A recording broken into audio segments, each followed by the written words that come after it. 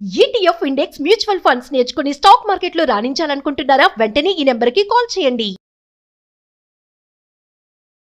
America ప్రపంచంలోనే అతిపెద్ద ఆర్థిక వ్యవస్థ, సూపర్ పవర్ గా చెలామణి అయ్యే దేశం. కానీ ప్రస్తుతం ఈ సూపర్ పవర్ అప్పుల కుంపటిలో కూరుకుపోతోంది.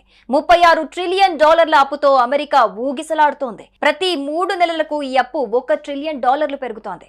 అసలు భారీ రుణం ఎవరిస్తున్నారు? తాజాగా వెలువడిన మూడీస్ రిపోర్టు అమెరికా అప్పు గుట్టురట్టు చేసింది.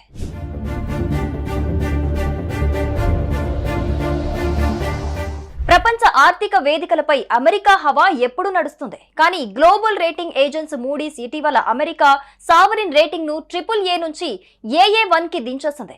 కారణం మితిమీరిన అప్పులు. IMF నివేదిక ప్రకారం అమెరికా అప్పు 3096 లక్షల కోట్లు, అంటే $36 ట్రిలియన్.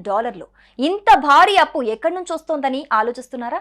దీనికి ప్రపంచంలోని చాలా దేశాలు కారణం. అంతెందుకు, అమెరికాకు అప్పు ఇచ్చే జాబితాలో ఇండియా కూడా ఉందంటే ఆశ్చర్యం కలగక మానదు.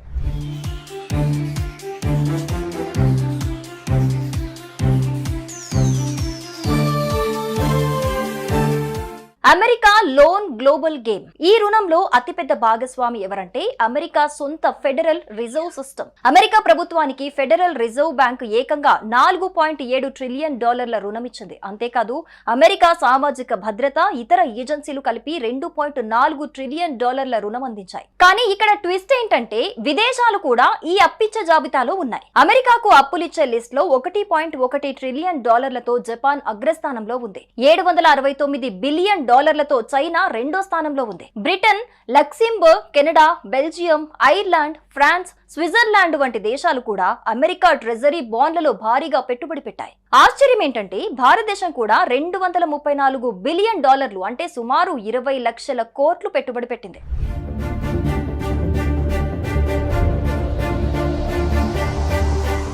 ఇక్కడ అమెరికా ట్రెజరీ బాండ్ల రూపంలో పెట్టుబడి అంటే అప్పిచ్చినట్లే లెక్క. దీన్ని బట్టి చూస్తే భారత్ కూడా అమెరికాకు అప్పిస్తోంది. అమెరికా అప్పు సేకరించే ప్రాసెస్ లో ట్రెజరీ బాండ్ల విధానం పాటిస్తోంది. ఇందుకు అమెరికా ప్రభుత్వం ట్రెజరీ బాండ్లను జారీ చేస్తుంది. ఈ బాండ్లు ప్రపంచంలో అత్యంత సురక్షితమైన పెట్టుబడిగా చెలామణి అవుతాయి. దీంతో దేశాలు, సంస్థలు, పెట్టుబడిదారులు ఈ బాండ్లను కొనుగోలు చేస్తారు. అమెరికా వీటిని వడ్డీతో తిరిగి చెల్లిస్తోందని హామీ ఇస్తోంది. కానీ అప్పు ఇంత వేగంగా పెరిగిపోతుంటే అమెరికా కొంప మునిగిపోతుంది అని అంటారా? దానికి కూడా అమెరికా దగ్గర దారుంది.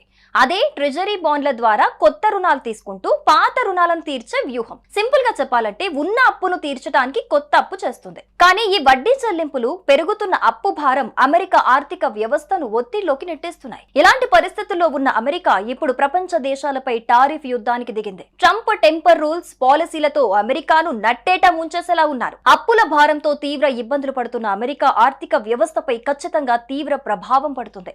ప్రస్తుతం అమెరికా పరిస్థితి అప్పిచ్చిన దేశాలన్నీ తుమ్మితే ఎగిరిపోయేలా ఉన్నాయి. ఈ నేపథ్యంలో అప్పులిచ్చిన దేశాలతో ట్రంప్ కయ్యానికి కాలు దువ్వటం మంచిది కాదని నిపుణులు విశ్లేషిస్తున్నారు.